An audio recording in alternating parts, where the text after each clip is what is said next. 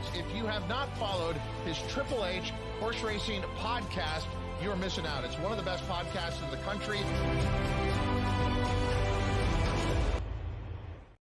Good evening and welcome to episode 352 of Picks and Ponies right here on the HHH Racing Podcast.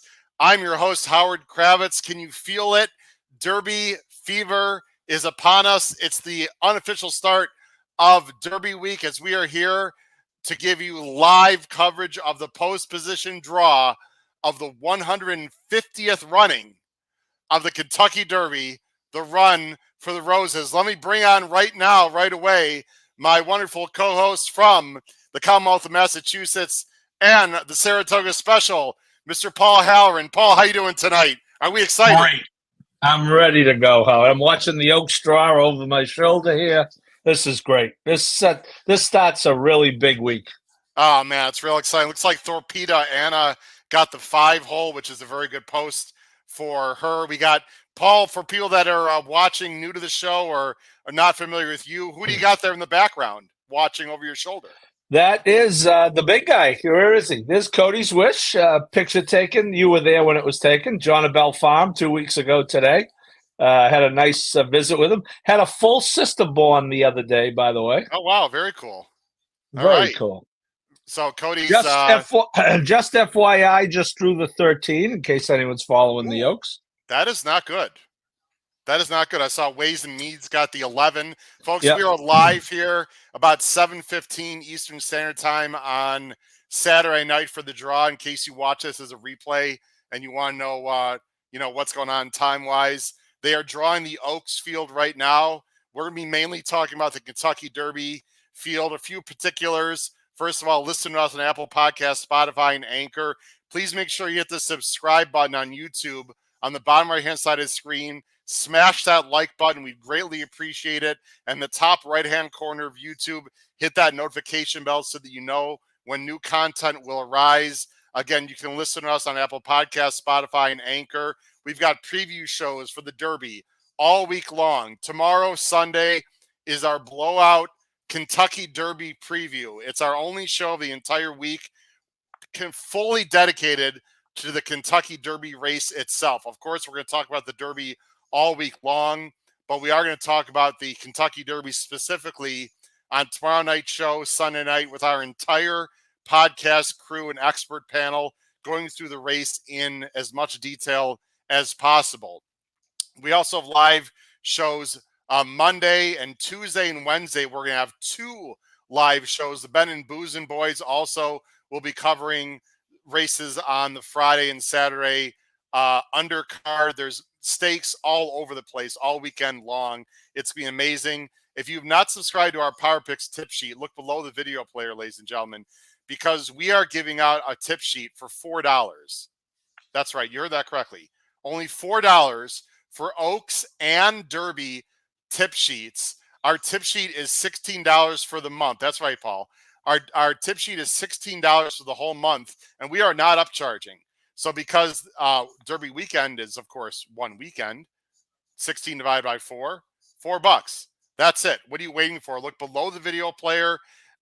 You can sign up through Patreon, or you can go to our website, hhhracingpodcast.com, and you can find out how to sign up for our Power Pick tip sheet. It's sent out on Saturday mid-mornings through your email. However, we are going to have an additional picks tip sheet for Oaks Day Friday. And, of course, you can follow us on Instagram as well.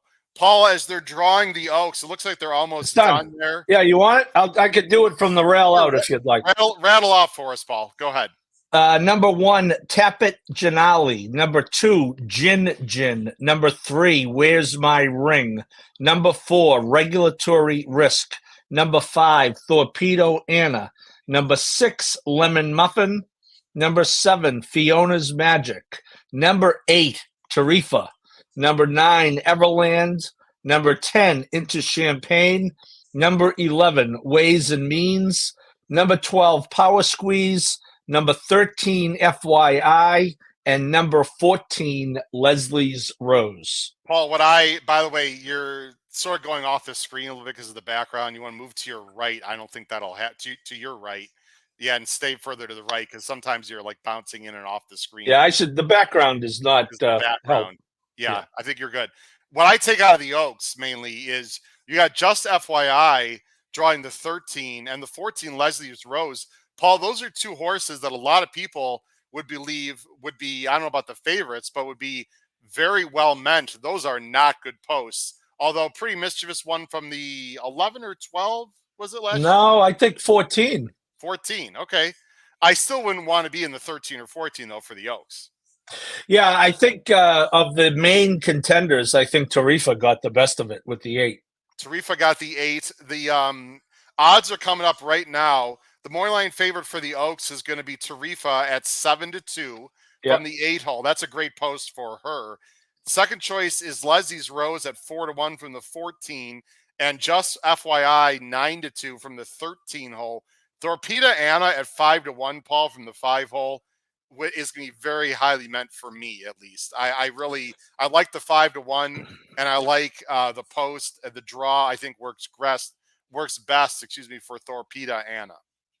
She's trained well. I've watched the Derby Oaks horses training. They have the 20-minute window every morning. I've watched it every morning without exception.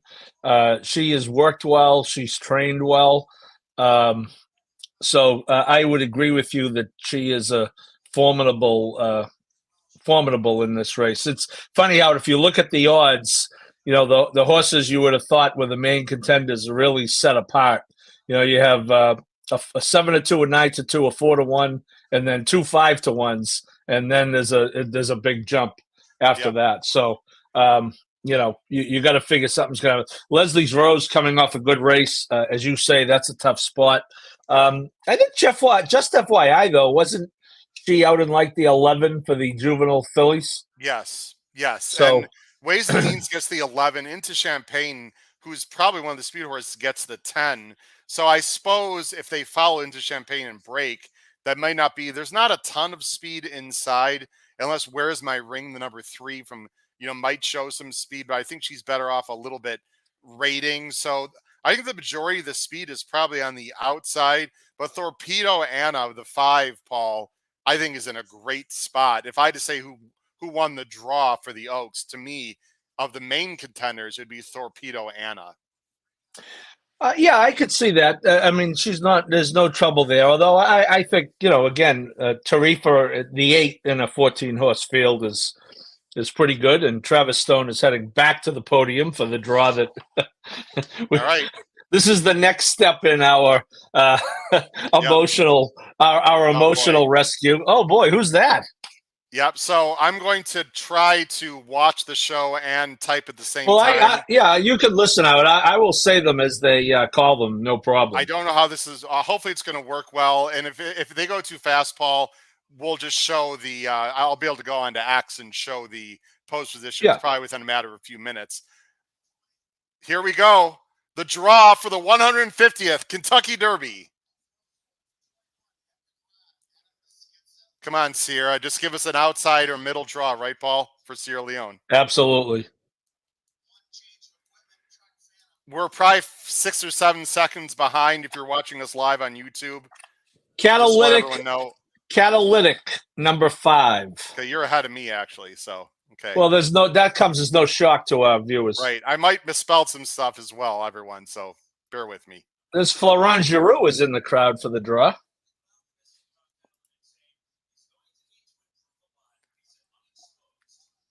Actually, Travis Stone's talking about the horses. Howard Dornock, number 1, must send. Oh, my goodness. Must send. That is actually, I actually like that, Paul. That's okay. I love it. I love it. Wow. Not good. Send. I don't know if that's good or bad for us if we want pressure on Fierceness, because Fierceness could just sit off that horse. So I don't know how I think it's good. That. I would prefer Fierceness to have the one, selfishly. Well, but, yeah, no.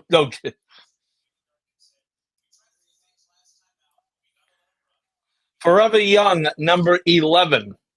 Okay, good post. Yo, 11. Yep. Okay.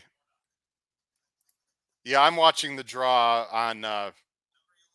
Yeah, you're about 5 or 6 seconds ahead, so that's fine. That's a good post for him, Paul. Yeah. Although he doesn't like supposedly he doesn't like kickback.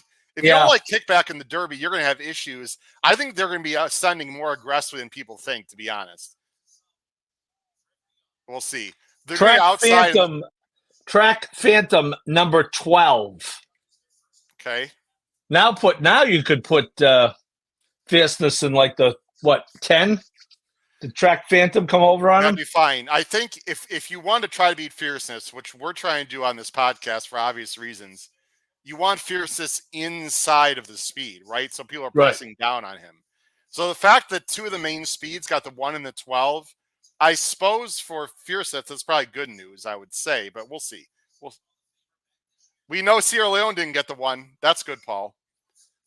Although, the post matters less for Sierra Leone than it does for Fierceness, in my opinion. Stronghold number 18. Santa Anita Derby winner, Stronghold. Okay. Where the hell is Stronghold on my sheet here? There he is. Yep. Again, we got a lot of people watching, guys. It's going to be hard for me to bring up people up on the screen. So we really greatly appreciate everyone watching right now live here on the HHH Racing Podcast, the 150th Kentucky Derby draw, right here live on the HHH Racing Podcast. I think Stronghold, is an interesting horse, Paul. Some people like him a little bit. I personally don't, but he's honest. I will say that. He's an honest horse. What's going on here? Am I frozen? Are they still going here? You know what? I've got the same kind of issue, actually, right now.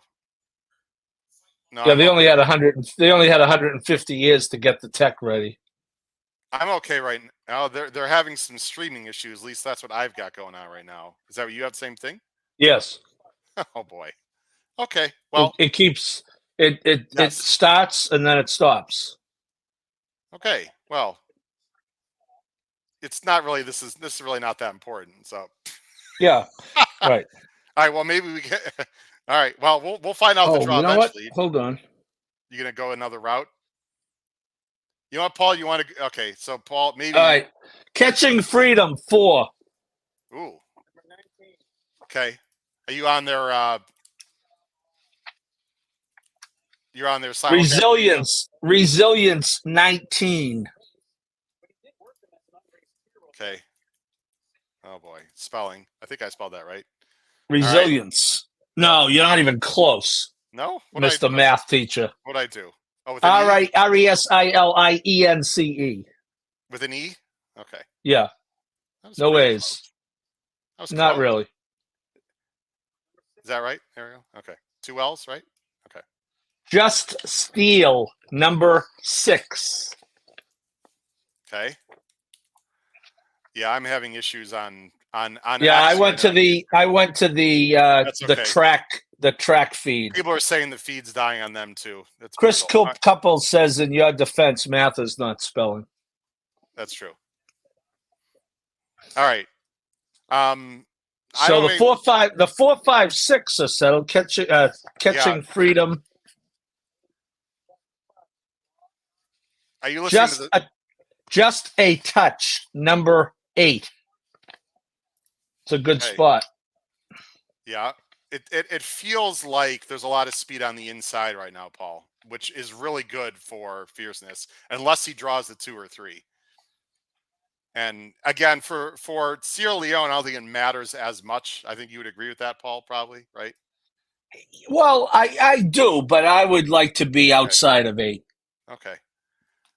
I'm going to try to jump on the simulcast feed here if I can do it, because number 9 is Encino, who will run, and he will be ridden by last year's apprentice, Axel Concepcion. Yes. Correct. Okay. What an opportunity for that kid. Unbelievable, for sure. He is. He rode for Brad up at Turfway all winter, and it paid off. Absolutely. Again, I'm trying to. Domestic Product will draw the 15. That horse worked very well with Sierra Leone today. He did with Irad, who's actually never been up on the horse, which is crazy. But okay, I'm trying That's to a get to definite the board horse feed for right me. now. I'm trying to get to their Okay, I'm on their simulcast feed now. I had to switch over. Whatever was on X was not working well. So, okay. There's probably a lot of people on it, I would guess, but okay. Society Man got the 20. I don't know if I'm ahead of you not or not. Yep. Okay. I heard it. Yep. That Society Man is on my fantasy team at 20. Okay. You think Frankie can work out a trip from there, Paul? We'll see.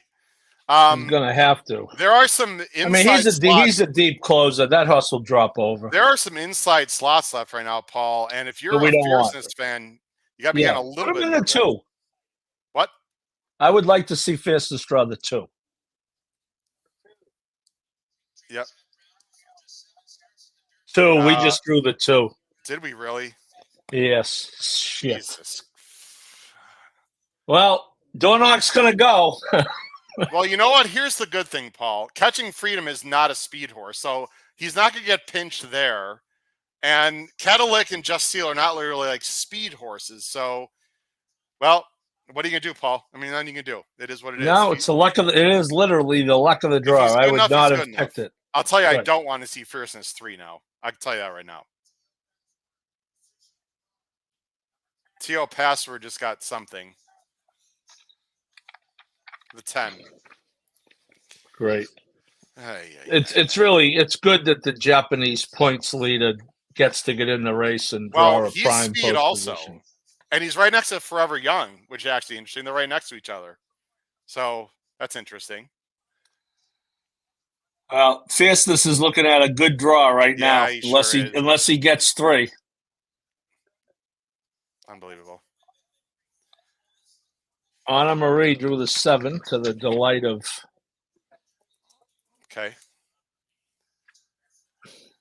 Thank you very much, everyone, for watching. We have a huge viewership right now. Again, we are live here at about 7:30 Eastern Saturday night watching the Derby draw. Do not leave after the draw is over. We're going to have a good 15, 20-minute analysis on how we feel about the Derby draw. We've talked about the pace scenario last week, but now it's going to really come into picture. We're still waiting to see what Fierceness draws. 3 is Mystic Dan.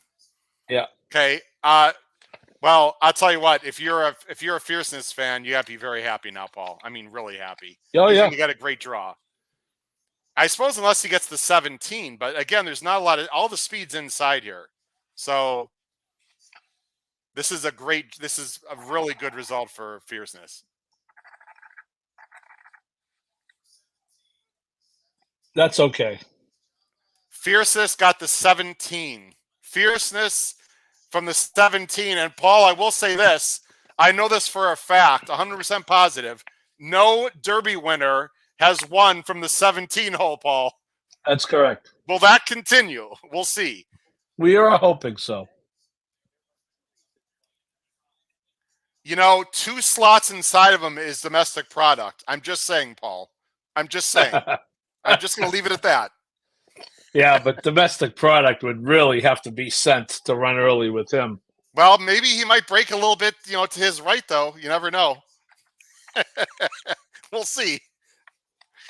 Oh, boy. I wish it was reverse, Paul. I really wish Sierra Leone got the 17 and Fierceness got the 2, but what are you going to do? Oh, no doubt. No doubt. Well, I think one thing we have talked, Howard, about we would much prefer a fast pace. I think now it's pretty much mandatory. Yes, I would say that's true. The only negative, well, we'll have plenty of time to talk about it. The negative, of course, is Fierceness is probably not going to be, inside horses or, you never know, but. Grand Mo the first, 16. Yeah, there's one more horse left, and I couldn't even begin to tell you who it is, although I could look at my list, figure it out. It is got to be... Who are we missing? West Saratoga. Well, that's speed also, though. Obviously not Fierceness speed, but... All right, there it is, ladies and gentlemen. And what we're going to try to do here, I'm going to put us on screen. What I'm going to do is I'm going to go to X right now, Paul, and see if we can, because someone's going to post on an X right away, obviously. In fact, I'm sure the Kentucky Derby people will be doing that. Well, the PPs would indicate, I think that would, if there was going to be a 1 point or a half a point gap between Fierceness and Sierra Leone, it goes to a full point. If it were going to be a full point, it goes to 1.5 points. I think it's going to be 5-2, 7-2 is my guess on the morning line. Although I don't know if they would change it based on the post, Paul. Of course, we don't know. But well, he typically doesn't, but that's kind of silly, isn't it? Because there's a reason why they have posts, and there's 20 of them. Right. So and now all you humans get out of the paddock because we have to bring horses in for the next race. I'll tell you what, they did it nice and quick. I'll say that. Yes. All right, Paul, again, everyone, please stay on. We really appreciate everyone's viewership. We have hundreds and hundreds of people watching right now, Paul. Paul, quick thoughts on Fierceness and Sierra Leone and what it means. Sierra Leone got the 2 and Fierceness got the 17 post. Just those 2 horses, quick thoughts. Yeah, well, I mean, start with our boy. You can look at it 2 ways, okay? He's certainly going to save ground, right? But, we've talked about it, you got to wind your way through however many horses. I think it's going to be on Tyler. If you draw outside with Sierra Leone, he's probably looking to drop him in toward closer to the rail anyway. So that's out of play.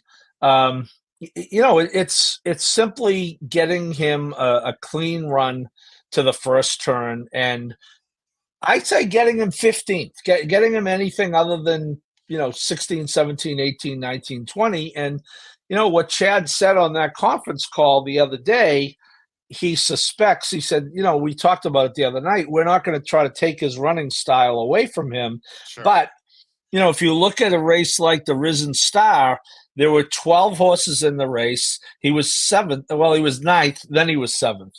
But, he had 3 horses beaten. The next race, he only had 1 horse beat in the Bluegrass. Tyler's job, it certainly did not get any easier with this post position draw. And I'm sure that the Fierceness people are happy because they need to go, and they're kind of in the clear out there. They only have 3 horses to their outside. Society Man is a closer, right? So he's out. Who is in the 19? That's Resilience. I think Resilience is going to be forward from the 19. Oh, he's got to be. He's got to be forward. And Stronghold's got to go too. I mean, Stronghold could be an issue. Stronghold, I agree. He's got to go, and he's right next to Fierceness. So. Yeah. I mean, look, we got some comments in the bottom from Paul Conlon. Would love to see some cheap speed take Fierceness wide on the first turn. That is a concern. I mean, it's not like Fierceness can be, passive out of the gate. I mean, he's got to go, obviously. Yeah. There is a chance he can be wide, but I think the big thing is he's going to be on the outside, Paul. It looks like unencumbered. Now, he might be wide, but we'll see. Let's see. We got a lot of people dropping. Trish Smith is here. Sierra Leone will drop back and break so slow, not too worried about horses coming over because they will probably be so far ahead anyways at the start. How do you feel about that, Paul, that Sierra Leone, because of his style, is going to drop back and maybe won't get pinched down from the outside because those horses coming down from the outside will be ahead of him anyway? Thoughts on that from Trish Smith? I think Trish, as usual, is one of our most astute viewers. I agree with that. Here come the odds, Paul.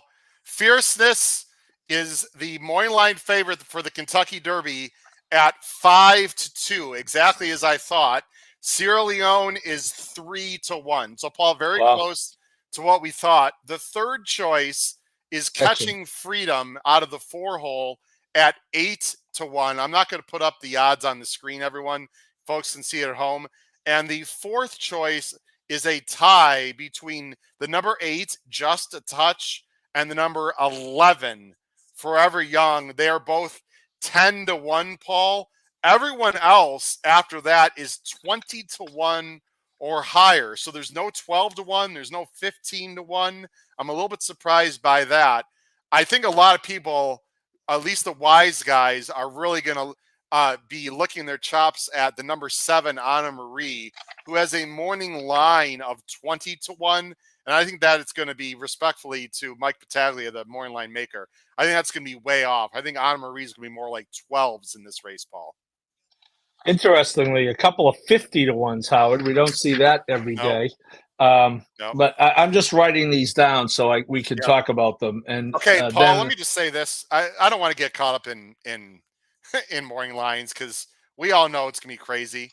T.O. Password at 30-1 and Anna Marie at 20-1 is completely ridiculous. I'm sorry. Well, here's one thing that you have to remember about the Derby and the way it's bet. Of all the days of the year, you have by far the most number of people betting this race who never bet horses. Yes. Okay. So you are going to have horses who should be 200-1 go off at 30-1. Yeah. More that extreme than the other. You know, a horse that should be 10-1 going off at 50-1. That's less likely. But they will bet. Forever Young will get bet, okay? There are people who are obsessed with the idea of a Japanese horse winning the Kentucky Derby. People like to see ones on the sheet. He's won all ones, okay? Dermis Otagake ran respectably last year and then came back to run very well in the Breeders' Cup Classic. Yes. So, but as far as it's actually one of the reasons why it's a great bet to race, great race to bet, although it's so difficult. But the odds in the Derby of all the races that run in the year are skewed more than any other race. Now, the favorites are going to be the favorites. You know, Sierra Leone's not going off 8-1. Don't get me wrong.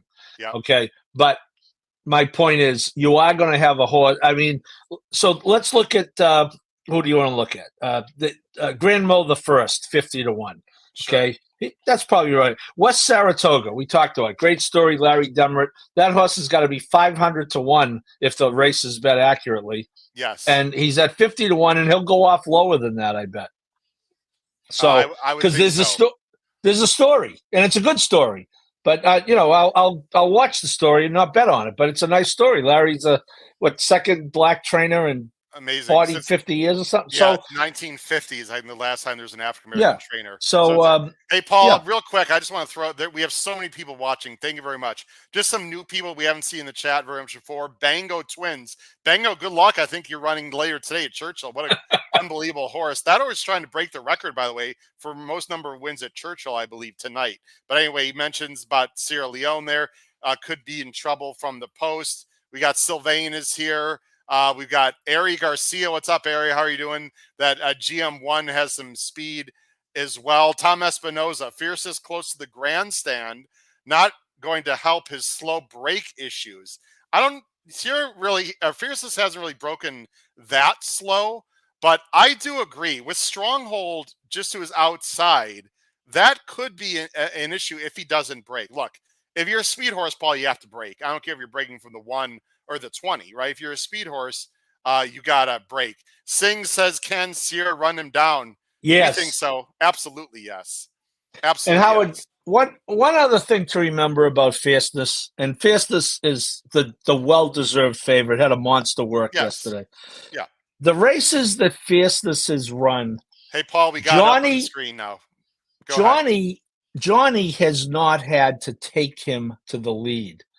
He has kind of just taken Johnny to the lead, mainly based on what else was in the race. In this race, Johnny does it as well as anyone. He will have to ask him early. The question is, how hard will he have to ask him and for how long? If he has to ask him all the way to the turn, he's not winning the race. I'll tell you that right now. Okay. But if he, has to ask him 10 strides out of the gate and then settles into an easy rhythm, comes by the finish line with a length lead and coasts to the lead, then he's going to be formidable. So it really does depend on what these other horses do. Let's go ahead and run this down. We're going to have a lot of people watching this as a replay, Paul, and listening to audio. So I'm going to quickly run this down, what everyone sees on the screen. Here are the post positions and odds for the 150th Kentucky Derby on our screen right now. The number 1 is Dornock, 20-1. The number 2, Sierra Leone, our personal podcast favorite. We have a very large future bet on this horse at incredible odds, 3-1 morning line for Sierra Leone. Number 3, Mystic Dan, 20-1. Number 4, Catching Freedom, 8-1. Number 5, Catalytic, 30-1. Number 6, Just Steel, 20-1. Number 7, Honor Marie, 20-1. Number 8, Just a Touch, 10-1. Number 9, Encino, 20-1. Number 10 is T.O. Password, 30-1. Number 11, Forever Young, 10-1. Number 12, Track Phantom, 20-1. Number 13, West Saratoga, 50-1. Number 14, Endlessly, 30-1. Number 15, Domestic Product, 30-1. Number 16, Grand Mo the First, 50-1. The morning line favorite, number 17, Fierceness, 5-2. Number 18, Stronghold, 20-1. Number 19, Resilience, 20-1. And number 20, Society Man, 50-1. And Paul, if we don't mention this, if something weird happens, I already regretted it once when a horse called Rich Strike. There are 2 AEs. Correct me if I'm wrong, Paul. They're not on the screen. 21 AE and 22 AE. 21 AE should be Epic Ride, I believe, Paul, who would be the first one to get in if something happens. And number 2 is, what is it? 22 is what, Mugatti, I believe is how it's pronounced. Yes, right? Yeah, a couple others dropped. I don't even have him on my PPs Right. here, but yes. That'd be the 22 would be Mugatti. So Epic Ride, the 21, Mugatti, the 22. All right, Paul, and we'd love to hear your opinions, of course, in the chat. We'll bring up as many as possible. Thanks again for watching. You're all watching the HHH Racing Podcast live, the 150th running of the Kentucky Derby, Run for the Roses. This is the post-position draw show. Let's talk about what we think will happen here, Paul. Now, we had a show earlier last week, and Paul, if you wouldn't mind, if you could look up the number of the show, if you just go to our YouTube channel, Paul, and find out what number of our Horsing Around, I believe it was on Horsing Around. If you could let everyone know when we talked about what we saw as the speed situation, the early pace situation. I believe that was the second half of a show. If you could see if you can find that, Paul, it would be in our Kentucky Derby portion of our YouTube channel. So everyone, if you go to our YouTube channel, we have different sections. If you go to our main page, hhhracingpodcast.com, go to our main page of our YouTube channel, and you can see we have a whole section dedicated to the Kentucky Derby Oaks, or the Kentucky Derby and Oaks. Horsing around. If it was the night before the fantasy draft, Horsing Around was episode 18 of Horsing Around. I was not on that show. Yes, it was with Pete. So episode 18 of Horsing Around. Again, episode 18 of Horsing Around, which is in our Kentucky Derby / Oaks section of the YouTube channel. Please check that out, and you could find out more information about how myself and Pete Visco co-host, felt out about the pace situation. Please make sure, let me go ahead and put us on full screen. We'll get back to the positions. Hit that subscribe button, ladies and gentlemen, on the bottom right-hand side of the screen. Smash that thumbs up button. We'd really appreciate it. And the top right-hand corner of YouTube, please hit that notification bell so you know when new content will arise. Paul, let's talk about what we see here on the screen. All right, let's talk about what we feel will happen in this race. Dornoch has to go. And if I recall, Paul, he's a pretty good gate horse. So he's going to be flying out of there. Obviously, we hope he will not bother Sierra Leone, obviously. Sierra Leone, Paul, we had a long conversation about this. There's a big difference between himself and Tapit Trice, who we had last year. Tapit Trice was legitimately breaking slow, right? He'd stumble, he'd break slow. It would take him a long time to gather. Sierra Leone's first jump or two, Paul, is usually fine. It's just he doesn't have a lot of early speed. So I'm less concerned about him getting pinched or steady out of the gate as compared to Tapit Trice. He just doesn't accelerate fast out of the gate. So I'm not overly concerned about him getting pinched right away. Mystic Dan I don't think it's going to like be gunning from there. So, and Catching Freedom is a slower horse. So the question is, just to his outside, Just Steel for the coach, you think would be going. Anna Marie is a closer. Just a Touch and Encino are both trained by Brad Cox, Paul. So you'd figure that one is not going to hurt the other. I'm guessing Just a Touch, because he's inside, Paul, will have to show more speed than Encino. And then Tio Password is in generally a speed horse. So you've got horses like Dornock and Just a Touch and Tio Password and Track Phantom from the 1, 8, 10, 12, to me, Paul, are going to be going. Your thoughts on anything I just said there? I agree, although if we're being honest, if we were on Fierceness, we would like the fact that he's outside of all those horses that you just mentioned. Yes. Yes. No so, but no, one thing I will say about Sierra Leone compared to the horse that we had last year, who will not be named, he's running, though, on the undercard. He'll probably win just to stick it up our ass. Anyway, Sierra Leone is way more athletic.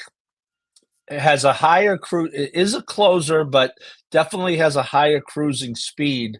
And I think the long run to the first turn will benefit us as far as having him being, 15th or 14th instead of 19th or 20th. Okay. I want to sign right now somewhere that he comes off the first turn in 15th without trouble. I would sign for that right now. And if he's not good enough, he's not good enough, But that's, to me, I think Tyler has the opportunity. Again, he's not going to be he's not going to be forward, folks. But it is a long run to the turn. He's an athletic horse, and one of the reasons we think he's so good is he does close like that, but he is, I don't think he's the typical one-run closer. Okay, if you watch his moves. I like Brian's idea, by the way. Brian Montgomery, Sierra Leone wins. I would think I would really be rooting for Brian to be more right than he's ever been. Look, here's my feeling with Sierra, okay? With the 2-hole, like you said, there's some good things and some not good things. I think it's more negative than positive. I'm going to tell how it is. The positive, let's think about the positives with the 2-hole. It will be completely up to Tyler in general if he's able to save ground or not. Now, my guess, Paul, and I don't know how you feel about this, he's been on the inside before.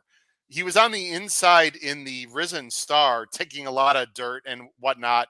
So I'm not concerned about him taking kickback or dirt. That's never been an issue for him. I'm not worried about that. The one thing I'm worried about with him with the 2-hole, Paul, is twofold. One, there's horses going to be coming down from the outside, and hopefully those horses are going to be in front of him, like Trish Smith said. The bigger concern to me, Paul, more than horses coming down on him, is Tyler Gafflone able to extricate himself from the inside and find a way through. That, to me, is a bigger issue. If you were Chad and you were instructing Tyler on how to ride this race, let's say from the first turn forward, what would you tell him to do, Paul? Well, I think you make a very good point. For Sierra Leone, I think what happens down the backstretch is going to be most important. We know he's going to run in the stretch. Okay. It's just a question of how far back he is. And, we know he's not fast and he's going to be outrun by a lot of them to the first turn. But, what I think he has to be telling Tyler is, the sooner you can maneuver him into the clear, yes, the better. And again, there's no way of anticipating what that looks like in a 20-horse field. It could look like staying right on the rail halfway down the backstretch because there's no place to go. It could look like a gradual work, to the 3 path, to the 5 path, to the 7 path. And it could look like a big sweeping move on the far turn. So there's, with that many horses and the unknowns of the real pace scenario, it's really hard. But I do think that is going to be most important. Is we know that come the half-mile pole, especially the 3/8 pole, he is going to be getting underway. We hope at that point he's in the clear and the field is within striking distance. Yeah, I think it's going to be very important for Tyler to find a way as soon as possible without being bumped to get into the 4-5 path. And I know it's easier said than done. The other thing I'm thinking about right now, Paul, and I think this is going to be very interesting to see. I think we'd all agree that the speed horses in general are inside of Fierceness, right? That tells me they know Fierceness is on the outside. That tells me two things. That means they have to go, number one. And number two, that also tells me that I believe Johnny V on Fierceness will not be hell-bent to get to the lead. Because if they see Fierceness absolutely gunning, I have a hard time believing these speed horses that are going to be inside of them will look to their right and say, sure, go ahead, Fierceness, take the lead. So although it might be more comfortable for Fierceness, Paul, I do believe that means the pace could be faster because the speed horses are inside, right? If Fierceness was inside, he would go and he'd be able to dictate the pace and maybe have the ability to slow it down. But because the horses that have speed are inside of them, I think that's going to force their hand. And also, Paul, when Fierceness has to make his move, even if he's comfortable, that's also going to force those horses inside of him on the backstretch to move also. So it might be a negative for Sierra Leone to catch the two, but I do believe this does quicken the pace. Thoughts on that, Paul? Well, I do, and especially because of door knock. So for those who have not followed it, they intentionally in the bluegrass took door knock off the pace. Door knock had gone to the lead in 5 consecutive races, won 3 of them, and run second in the other 2. Yep. Anticipating what the Derby is like, they intentionally took him off the lead in the bluegrass. It could not have worked out much worse, Awful. right? And it was one of the reasons why, by the way, I thought he was a great bet against, in addition to the fact that our boy was in the race. We've said 3 times in the last 2 shows, Chad Brown said he's not going to try to take Sierra Leone's running style away from him. Dornock's running style is to go. Dornock has Luis Saez, I believe, correct? I don't know all the jockey. Yeah, I'm pretty sure he has Louis. I'm not sure. Okay. And the thing about Dornock is he is a little bit of a tough customer. I mean, he doesn't mind a little bit of a fight, and I would not mind that fight taking place on the front stretch with the number 17. He has to go from the 1. Okay, there's no option. Even if what they did in the bluegrass, Howard, had worked out well, that goes out the window when you draw the 1. Yep. Okay. It's one thing to draw the 2 with a closer like we do. You draw the 1 with a speed horse, you don't have to think again. That horse has to go. So what I think the key is that he does get sent, and I would love to see him engage Fierceness early and often. And I think if Dornock gets to the front, I think he's a much different horse. And I've heard a few sneaky people before the draw think that Dornock is actually an interesting quote unquote long shot in this race because his first start at Gulfstream was obviously a win, but it wasn't very impressive. But Gargan said he was like, so maybe Dornock can give a fight to Fierceness. We'll see. Horsey Dave on the bottom of the screen, Paul, says this: I'm a little mystified why the pessimism about Sierra Leone at the 2 post. Will drop right back out of trouble, save ground around 15th, and steer outside to make his victory roll. Look, it sounds easy to me. I would call Caesars, Howard. Tell him we'd like the money tonight. You know what I can see, Paul, is I can see him following Catching Freedom, too. And if people don't think it matters who you follow, it absolutely matters. And I think Tyler is going to be watching Catching Freedom quite a bit because, Paul, that would be a real good lead blocker to follow. Wouldn't you agree with that if it works out that way? That's another underrated angle here, I think. in Catching Freedom, you have to be cognizant of where he is. He's the only Yes. only other horse under double-digit odds. Nick Tamaro listened to a show with him earlier this week. He was right on target. Only 3 horses, single-digit odds, and but he is slow too, though. So our boy might be he might be able to keep track of Catching Freedom pretty easily toward the back of the pack. Catching Yep. Freedom is not that fast. We got a comment from Quant Coach. What's up, Quant Coach? Thanks for joining the show. He's got Catching Freedom at 55-1 in the futures after he won the Samari Jones. Congratulations, Quant Coach. That is awesome. Yeah, Was hoping that's for real the good. 4 to 8 post. Well, you got it, Quant Coach. So congratulations to you. He also mentioned that Fierceness is going to have to run a long way. I'm assuming he means the 17 hole, but also, do we know for sure that Fierceness can get a mile and a quarter? I mean, you would assume so, but we don't know, and we know Sierra Leone's getting that distance. That is for sure. So, Yeah, I mean, City of Light was more a 9 furlong horse, and Nonabella was not a 10 furlong horse, but Nonabella's sire, Stay Thirsty, of course, won the Travers for Mike Rapoli and was very much a mile and a quarter horse. But well, they can all get it, as I think it was Wayne Lucas who once said, they can all get it. The question is how fast they can get it, right? Right. No, They're all absolutely. Now, Paul, this is Um, important too. I'm sorry. This is really important. The question from Open NYD 131: with Sierra's hesitancy to load in the gate of the Bluegrass, do you think the starter will load him last or close to last? All right, let's talk about this, Paul, because you and I know the answer to that question. It's not up to Chad Brown. It's not up to Chad Brown. So, Paul, I know they're going to double load. I don't know if they're going to triple load or not, but I know at the very least they're going to double load. I would think he's the third one in. Right. So that's also a bit of a problem because maybe not. What is it?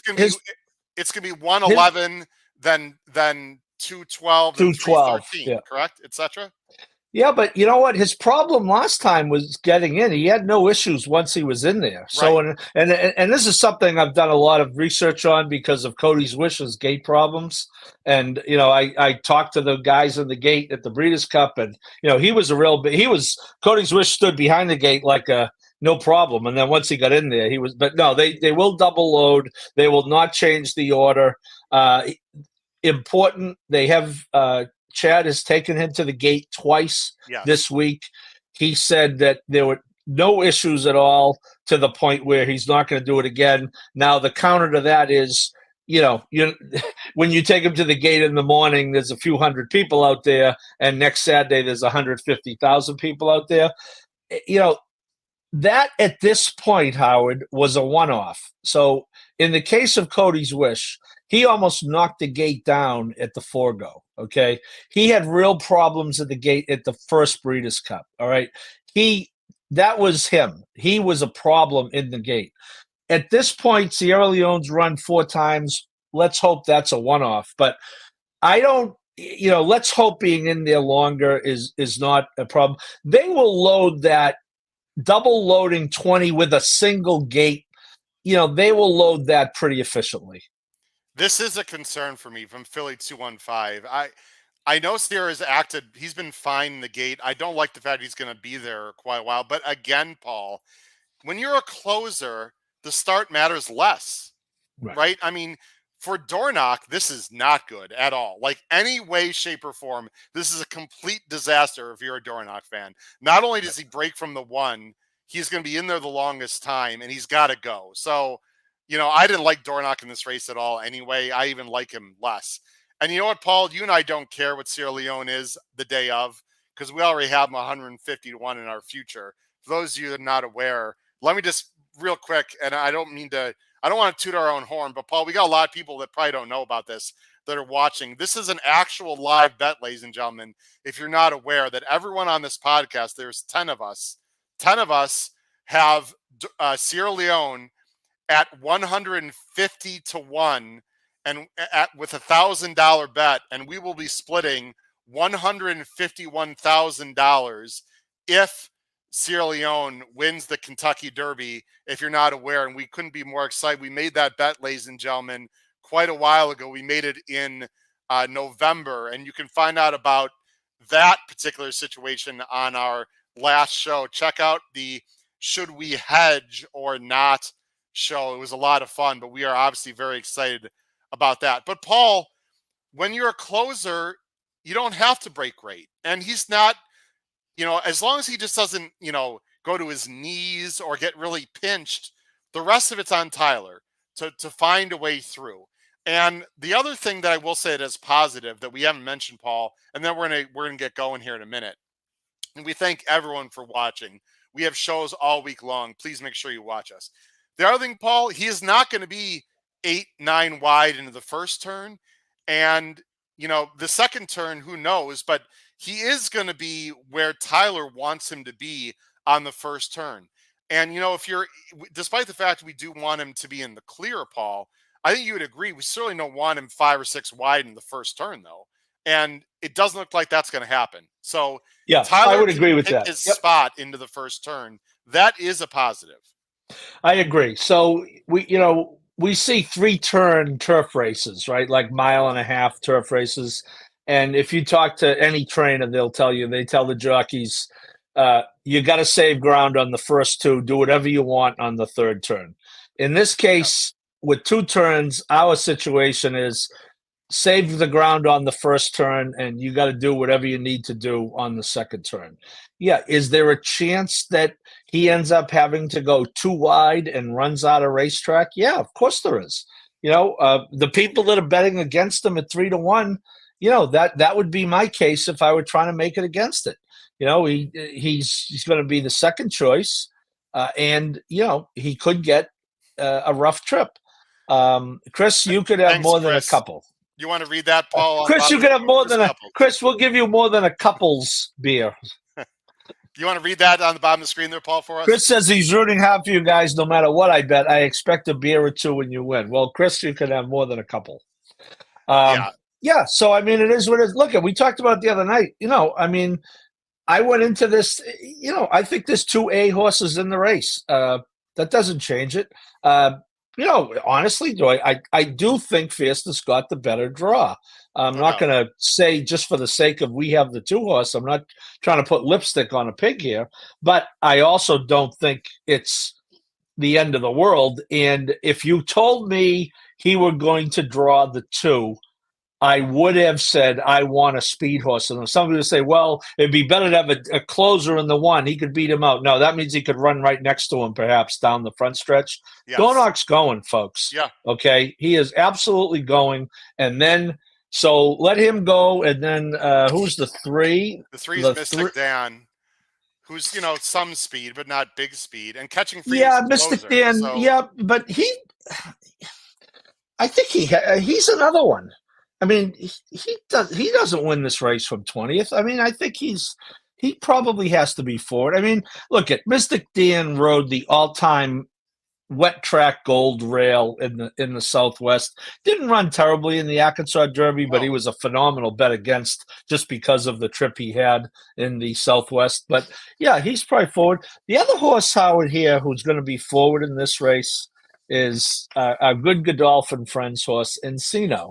Now, he's a long way from Fierceness, but as they work their way down the front stretch, we certainly didn't expect to see him on the lead in the Bluegrass, in the Lexington, when we were down at Keeneland. Yet he was on the lead, and it worked out. Axel Concepcion is an apprentice who I think is going to be prone to be more than less aggressive. Okay. Are you saying he's going to be in front of Just a Touch?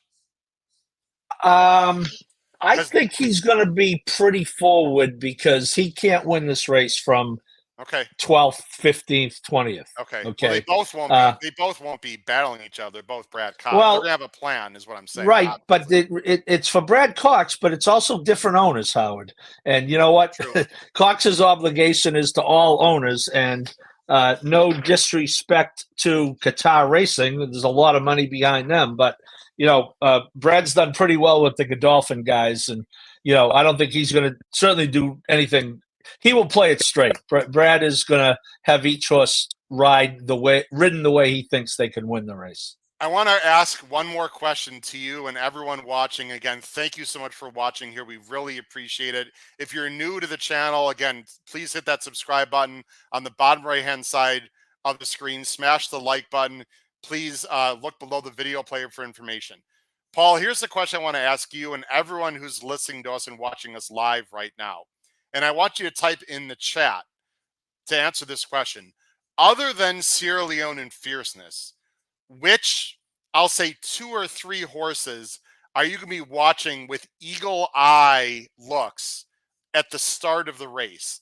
Whether it's because you think it's a horse that you want to win the race, or what I'm sort of going towards, Paul, is what horses might affect the shape and flow of the race. Other than Sierra Leone and Fierceness, who are you going to be watching with a very keen eye out of the gates, Paul? And answer that below the screen, please, everyone in the chat. Who are you going to keep an eye on at the gate, other than the obvious 2? Paul. I'm going to watch first Dornoch right from the inside, as we talked about. I'm going to watch Just a Touch. And the other horse we haven't talked about much, Howard, Track Phantom is an absolute dead send in this spot. Has to be, right? Has to be. No, that doesn't matter if there's 6 horses in the race or 26.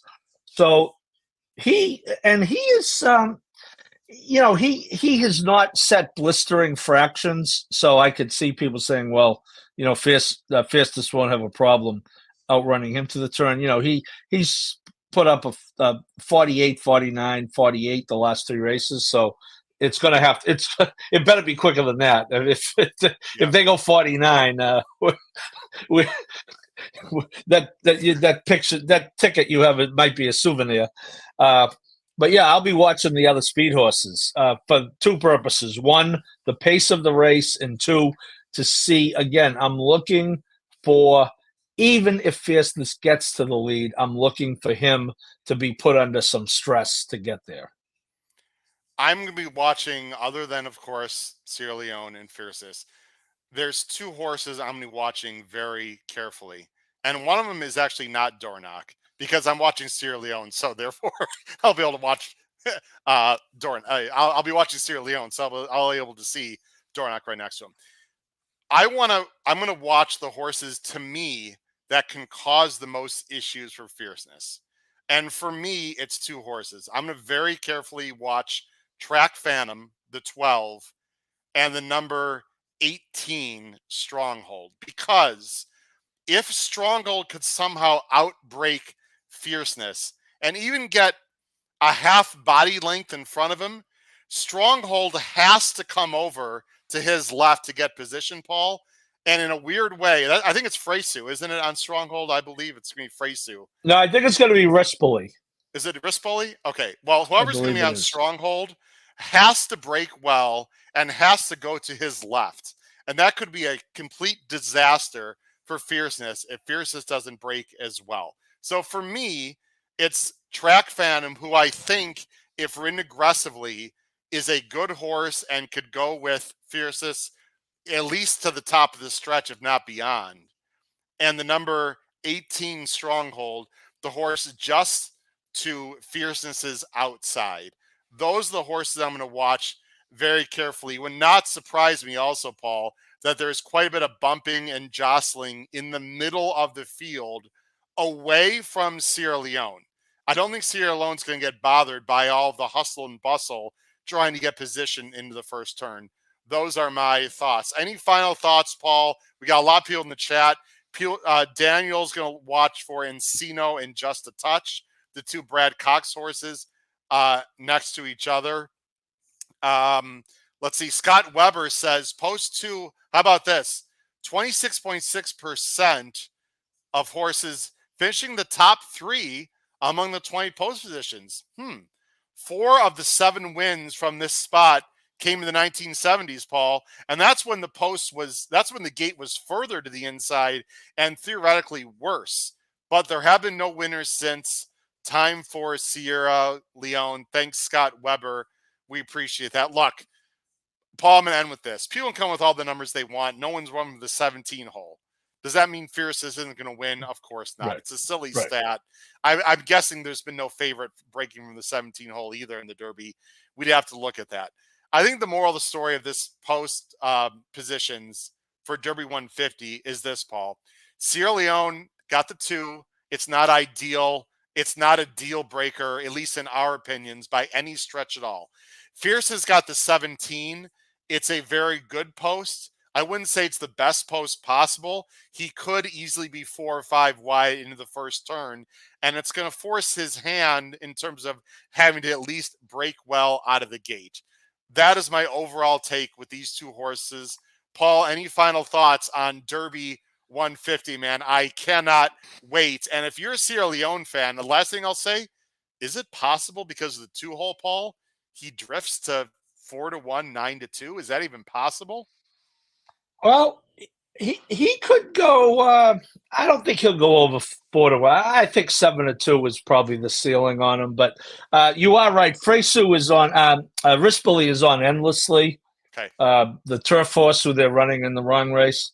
Fresu is on Stronghold. Luis Saez is on Dornac. So it's an ideal scenario. Okay, a horse who has to go with the best gate rider there is. Okay, Yep. So he is going from the inside, and he does not. You know, we'll talk about the gate more tomorrow night. Again, ladies and gentlemen, tomorrow night, 8 p.m. Eastern, Sunday night, 8 p.m. Eastern, will be our full show just previewing the Kentucky Derby race itself. We're going to show replays, deep analytics, a lot of great information with our entire podcast crew, myself, Paul, Pete Visco, Ben and Boozin boys, including host Kyle Roscoe and co-hosts Charlie Freeman, Noah Maher, and Patrick Kunzel.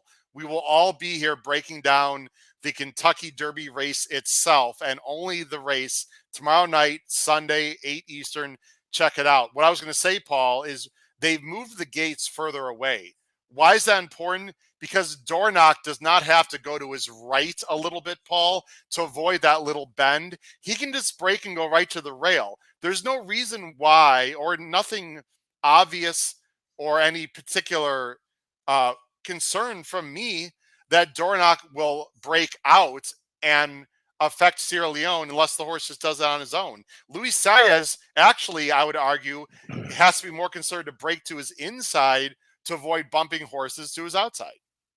Right. So I'm sure most of our viewers understand, but until 2020, the starting gate only held 14 horses. So they had a second starting gate with the other 6, and there was a big gap between 14 and 15. Yes. There was always a good chance the 14 horse was going to get smushed because horses run to open spaces, so the 15 would always run to that open space. Yes. In that scenario, under the 2 gates, if you from the 1 ran a straight line, you would run into the rail. Okay, which is, if you want to talk about safety, okay, you would run into the. I mean, look at the trip. Who was Baffert's horse that got the awful trip? Was it Looking at Lucky? I believe who got so, the yeah. horrific trip and ran second. So in 2020, which ironically the year they didn't have fans, and the year that the Derby was run in September, when if it were run in May, Tiz the Law would have won easily. In 2020, they finally have a 20-horse gate. So that gap is gone, which means the 1 now, to your point, if you run in a straight line, you can run in a straight line. Before, and yes, if you're in the 2 under that scenario with a speed horse next to you, no bueno, to quote my Uncle Howard, because you knew that horse had to cut in front of you. So it's certainly a much fairer race. But let's call a spade a spade. I mean, 20 horses is a shit show. Okay, I'm not saying to take it away, but you got to know. I mean, again, folks, let me remind everyone, public service announcement, Rich Strike won this race a few years ago, okay? So anything can happen, okay? He also came up the inside, as did Street Sense, as did others. You don't have to be a closer and win the Derby going 10, 12 wide. Yeah. Mind that bird. It just depends on the trip. But you'd have to believe the horse, and we'll talk more about this tomorrow, Paul. You'd have to believe the horses that are going to be fading in this race, actually, I would argue are going to be more towards the inside because they drew inside of Fierceness, right? So I think, again, Tyler ideally wants to get to the outside in the far turn. I think the race flow will be better out there, Paul, than it will be on the inside. We'll just have to see. Paul Halloran, it's been a lot of fun, man.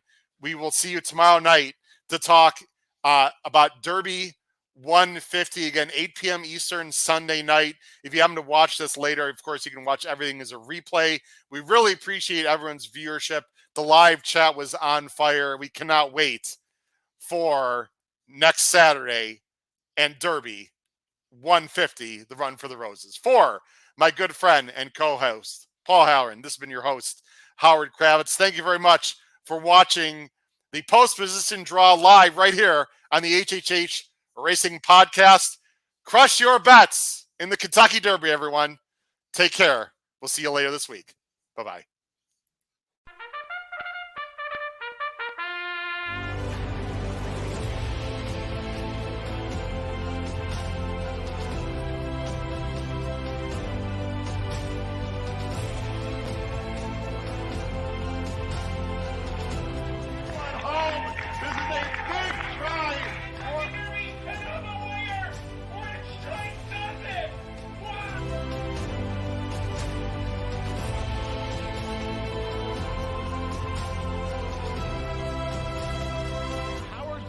If you have not followed his Triple H Horse Racing Podcast, you're missing out. It's one of the best podcasts in the country.